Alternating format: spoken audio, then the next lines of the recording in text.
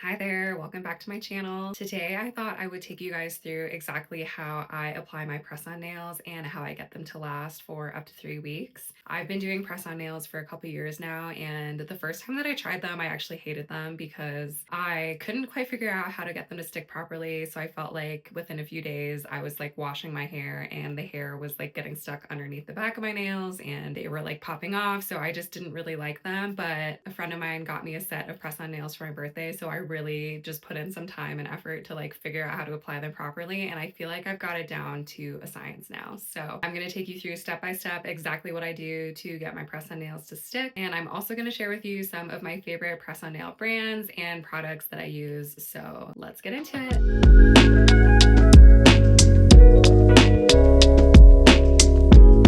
Okay, so step one is always nail prep, and I can't stress enough how important this step actually is. I feel like a lot of people skip this part because it seems unnecessary, but trimming my nails and cleaning my cuticles makes a noticeable difference, both appearance-wise as well as how long my nails actually stay on, so do not skip this part. I've been using the cuticle remover by Olive and June for a while now. I feel like it works really well to just soften up the cuticles for easy trimming and removal. I'm definitely not a nail technician or expert here, but I usually just apply some of the remover around the cuticle on each nail. I let it sit for about 30 seconds and then I grab a cuticle pusher and push back all the dead skin, and you'll actually start to see some of it coming off automatically, but don't worry, it's totally painless. It does help to have a towel so that you can wipe the cuticle pusher off between nails. I repeat this process for each nail, and then once I'm done, I just use a washcloth to wipe off the excess from each nail. Next, I take a cuticle trimmer and I go in and trim any of the remaining dead skin from my nail beds. Again, I'm not a professional here, so just a quick caveat, I don't know if there's a better technique for this or not. This is just what I do. For me, I feel like the cuticle remover actually makes this part a lot easier because it softens everything up and makes it easy to see where the dead skin is. How much you trim is up to you. I personally like to trim off as much as possible, but it also shouldn't hurt when you're trimming because that means that you're trimming the skin and not the dead cuticle. Once I'm done trimming, I like to give my nails a little buff just to clean everything up a little bit, and then I do the same process for each of my nails and wipe everything off once I'm done. If your nails are long, trimming down your nails is optional. I personally prefer to trim my nails pretty short because I prefer the look and feel of it, but I know some people who like to keep their nails a little bit longer so that the press-on nail has more surface area to grip onto, so that part is totally up to you. Anyway, once both hands are ready, it's time to size out the nails. What I like to do is make sure that when I press the nail down, I don't see any of the fake nail hanging over the edges of my real nail, but I also don't see any of my real nail peeking out. If the fake nail is hanging over the edge, it makes it more likely that it'll catch on something and pop off, and if it's too small, then it can pop off as well. I like this Chillhouse brand because I find that their sizes fit my natural nails the best out of any of the brands that I've tried, but occasionally with other brands, when I can't get a perfect fit, I'll go with the nail that is slightly too big and I just file it down on the sides so that it fits my nail. Once I feel like I have the right size, I set the nail down and move on to my other fingers. I like to lay each nail out in order so I know exactly which nail is going on which finger, and that just makes it a lot more seamless and easy for the gluing part. Once all the nails are laid out, we are in the home stretch. From here, I like to really roughen up the surface of each nail. I usually just use whatever file came with the nail set, and I especially make sure that the area closest to my cuticle gets evenly roughened up. For me, that's where my press-ons have a tendency to pop up early, so if I want a set to last for a long time, making sure that area is properly buffed gives the nail a much better grip. Once all my nails are roughened up, I like to use an alcohol wipe to clean off my nails and dry them out, but you could also use a nail dehydrator for this part. Making sure your nails are dry and clean will help make the glue stick a lot better. The final step is gluing on the nails. For this part, I prefer to use a brush-on nail glue because I feel like it coats the nail more evenly and reduces the amount of excess glue that comes out from underneath the nail when you press it on. I like to coat my entire nail with a thin layer of glue and then dip my brush back in and put a little glob of glue in the middle of the nail. Then I grab my nail and I press it on at a slight angle, going from the area closest to my cuticle forward, and I make sure and push the back of the nail underneath my cuticle. Sometimes there's some glue that pushes out from underneath the nail and it can be tempting to let go of the nail to wipe that off, but I always make sure I press down and hold the nail for at least 20 seconds before wiping off any excess glue. Otherwise, there's a chance that if you let go of the nail too soon, air bubbles might develop underneath it and your nail could start popping off sooner than you want. And I've also never had a problem with the extra glue drying too soon for me to wipe it off, so make sure you prioritize pressing down and holding on your nail. When there's glue that comes out on the sides, I usually just wipe it off with my little alcohol wipe, and that's it. It takes some practice, and I had to try a few times before I really got the hang of this, but once you do, it really is the easiest and cheapest way to get a beautiful set of nails. Okay, so now let's talk about some of my favorite brands. The original brand that I tried that got me into press-on nails to begin with is Olive & June. So I really love this brand because they are super affordable. You can pick up one set of nails for like $10. You can get them at Target, or you can also get them online. They do have more selection available online, so just keep that in mind, but they still have like a pretty wide array at Target. What I love about this brand is that they have the most variety of length of nails as well as actual sizes in the box. And so each little kit comes with 42 individual nails. So if you are worried about your press-on nails not fitting, this brand definitely has the most extensive range for sizing. And probably my favorite part about these sets is that because they have so many sizes, there's usually actually enough for me to do my own set. And then I have a niece who loves to do press-on nails, and her nails are smaller than mine, so there's actually usually enough